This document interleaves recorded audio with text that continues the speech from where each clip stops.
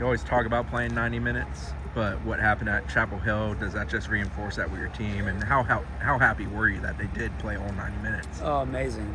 I'll tell you what, the range of emotions from being ahead 2-1, right, and trying to find a way to get out with 3 points, to all of a sudden being down 3-2. I said this, a variation of this to our team afterwards. I never thought we were going to lose the game. Never started to come to grips, and there have been games I've coached before where I felt like, okay, we don't have much going here forward, so this doesn't look very good right now. And you almost start planning out your post-game speech. I felt like chances were going to come, and felt like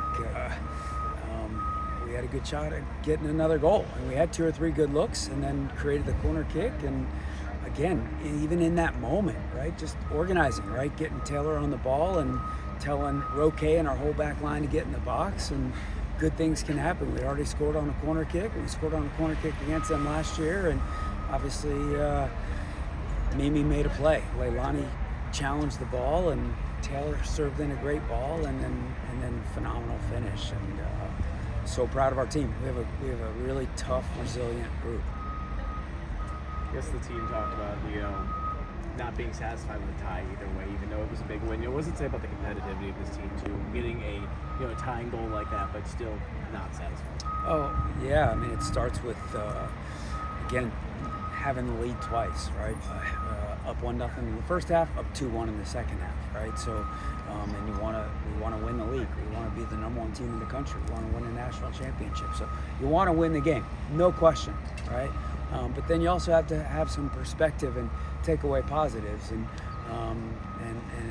to be able to rally. That was a crazy crowd, right? They were loud, and they were in our kids' faces and ears and all that stuff. And so, we as coaches, sometimes we're glass half empty, but you also got to find the right time to be glass half full. How happy are you to be home and have a little bit of a stretch at home after being on the road so much? Yeah, it's nice. We played, I think, 8 games, right, and 6 maybe on the road. All 3 of our ACC games have been on the road, so nice to be home. And I was then remembering, honestly, next Thursday we have to go to Louisville, so we're back on the road again. But it would be nice, 2 things: nice to be home for a league game, but then also nice to be home for a night game.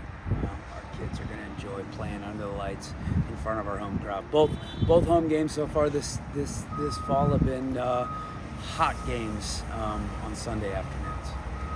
You mentioned before the Florida game too how much the rivalry meant, the fans and stuff like that, and how more it meant to you guys in some cases, the fans, about beating Florida versus where it might ended up.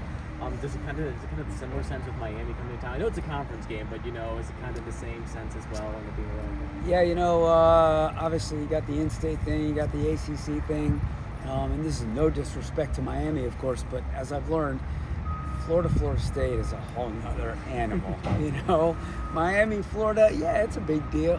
Miami, Florida State, yeah, it's a big deal, but maybe in football it's a bigger deal than it is in soccer. But Florida State, Miami, it matters because it's within the ACC. But beyond that, I don't know that our kids see it much more than that. How far has Jordynn come in just 8 games in the sense of getting more comfortable in the offense, being what she is, being the attacker she can be? Yeah, she's a very quiet individual, right, off the field. Monstrous stature, right, and physicality and skill and finishing ability. I mean, you look at the second goal she scored where she just gets up and smashes it with her head, right? And she's a basketball player. She scored 2,000 points in high school as a basketball player. That's a ridiculous statistic, right? For top-level basketball recruits, that's a great statistic, So she's a quiet, shy, nice person who doesn't come in to a new world guns a-blazing.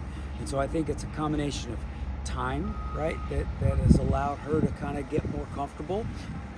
And then it's some of the success that she's had that's given her a little bit more confidence. And then I think this past Sunday, she found herself in more of a central role and central position, and therefore closer to goal, which really allowed some of her skill set to kind of show itself against Carolina. So on the back line, Coach, it looks like you might have switched Heather and Lauren.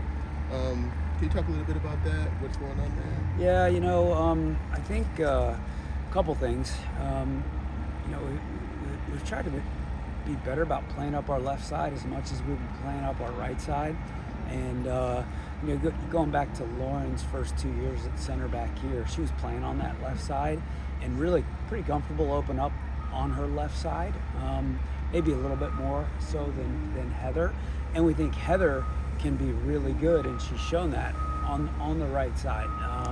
And so I think that's been really much pretty much the big deals. I think, you know, Ron Ely is a junior. She's a junior because of eligibility, because of COVID. She has 2 years left because of COVID. She's a senior academically. She stepped up from a leadership standpoint. She's come into my office a couple times, or come to me on the field a couple times and been like, I need the ball more. I want the ball more. And so some of that is feeling like getting Lauren on that left side and her ability to open up and involve Ron up the left side is a big deal there for us.